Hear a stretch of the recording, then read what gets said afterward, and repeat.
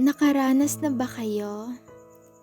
Yung pakaramdam na gusto mo mapag-isa, yung kahit na may kaibigan ka o may pamilya ka, pero gusto mo na ikaw lang muna, mag-isa, na gusto mo wala kang kasama, na gusto mo tahimik lang muna habang nakaupo na mag-isa, na di ka naman ganun kalungkot pero di nga rin ganun kasaya.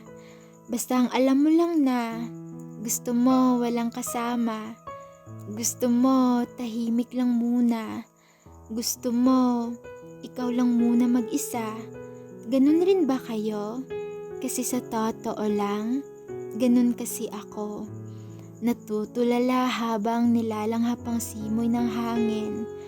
Kasi eto yung paraan ko para maging malakas na harapin ang bukas. Sarap kasi sa pakaramdam yung solo moment.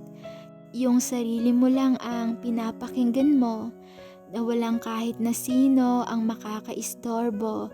Kasi alam nyo, sa tuwing nag-iisa ako, dyan ko mas nakikilala yung sarili ko. At di ba kapag nag-iisa ka, diyan mo malalaman kung okay ka pa ba o nasasaktan ka na. Pag may kasama ka kasi minsan, ang hirap ilabas ng totoong ikaw. Kaya minsan, may oras talaga na gusto ko walang kasama. Gusto ko ako lang muna mag-isa. Di naman sa madrama akong tao. Di naman sa puro na lang negatibo yung nasa utak ko. Ganun lang kasi ako pag nahihirapan na ako dito sa mundo. Ganun kasi ako pag alam ko na ubos na ako.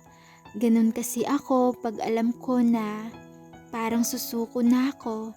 Kaya imbis na sumuko, ang ginagawa ko na lang ay uupo sa gilid habang mag-isa, habang kinakausap yung sarili kung bakit ako napagod, kung bakit ko to nararamdaman. Kaya pasensya na ha kung isa ka sa tao na gusto mo na makasama ako pero ayaw ko. Ganun lang talaga ako pag nauubos na ako. Gusto ko lang kasi na hayaan ako mag-isa. Eto kasi yung paraan ko para maging malakas. Kung baga, kailangan kong mag-charge kasi napapagod na ako.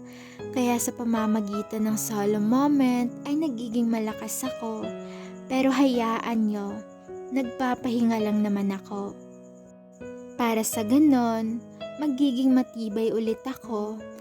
Kasi kahit gaano ka pa pala katibay, dadating talaga sa punto na mapapagod ka. At normal lang yan dahil tao lang tayo.